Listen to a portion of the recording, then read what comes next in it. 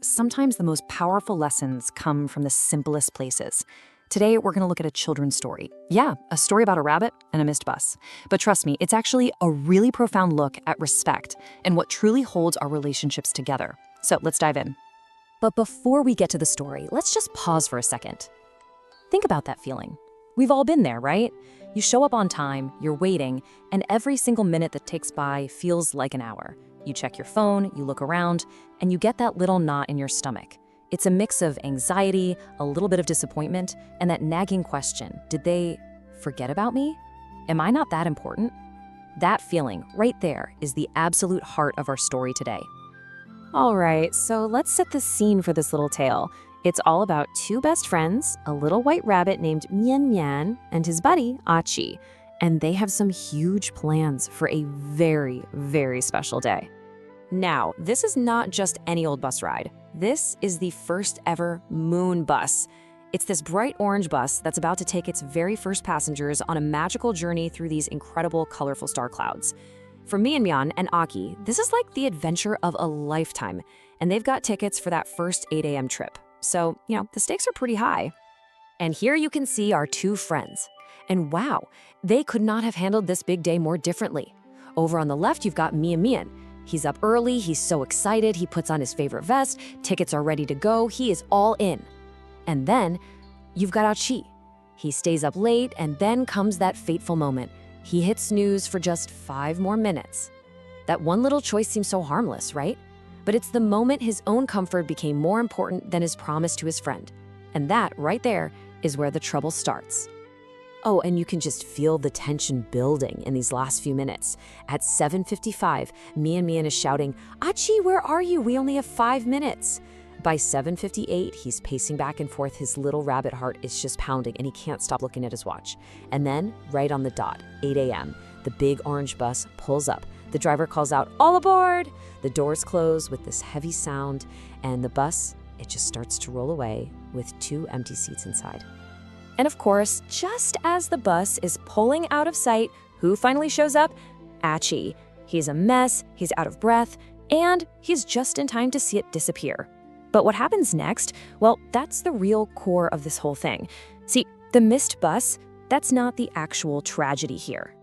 Instead of getting mad, Mian Mian just sits down on this cold stone bench, and his long rabbit ears just droop. And he says this: it wasn't about missing the bus ride. It was about that feeling of sitting there, waiting, all by himself. His feet were cold, his heart felt empty. And that's the first real cost of being late. It makes the person waiting feel utterly and completely alone. And then he hits the nail on the head. Aki's choice, that just 5 more minutes of sleep, it sent a message, even if he didn't mean to. The message was that a little extra sleep was more important than their big adventure together. And that's what really, really hurt. And that, right there, is the whole point. Being late isn't really a problem with time management, it's a problem with respect. The person who's waiting isn't just losing 5 or 10 minutes of their day. No, in that moment, they are being made to feel like they don't matter. They feel devalued. That's the real damage. You could just imagine how Aki feels when he realizes this. Absolutely crushed. So he asks Mian Mian, "How are you always on time?" And Mian Mian, being a good friend, shares his simple 3-step secret that honestly anyone can use. And the secret, as Mian Mian explains it, it's not about being faster, it's about being prepared. So step 1, get everything ready the night before. No frantic searching for things in the morning. Step 2 is this super clever trick. Put your alarm clock way across the room. That way you have to physically get out of bed to turn it off. Bye-bye snooze button. And step 3, oh, this is the game changer. Plan to be 10 minutes early. That little buffer isn't wasted time, it's stress insurance. It buys you peace of mind. And to make it all super easy to remember, the story wraps it up in this sweet little rhyme. It's so simple, right? But it perfectly connects the actions. Getting ready, getting up, and getting there early directly to the reason you're doing it, to show your friends they come first. So as Aki is taking all of this in, he has this huge aha moment. It completely changes how he thinks about the whole idea of being on time. He finally gets it. Punctuality isn't about clocks or schedules. It's an act of kindness. It's something you actively do to protect the feelings of the person you're meeting. It is a loud and clear way of saying, Without even using words, you are my priority. Your feelings matter to me. So, after all that, what can we really take away from this simple story about the moon bus?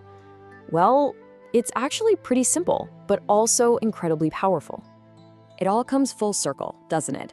What starts with one person feeling rejected and devalued has a really straightforward solution: preparation. It's not about rushing, it's about planning. And when you make that little bit of effort, you're not just being punctual, you are actively, tangibly showing someone you care. It turns a simple act of timekeeping into a real act of kindness. As our story ends, the two friends actually catch a surprise extra bus and finally get to ride through the star clouds together. But it leaves us with this one last question. Being on time is one amazing way to show you care. But beyond that, what's one small, simple thing you can do today to make someone in your life feel valued, feel seen, and feel important?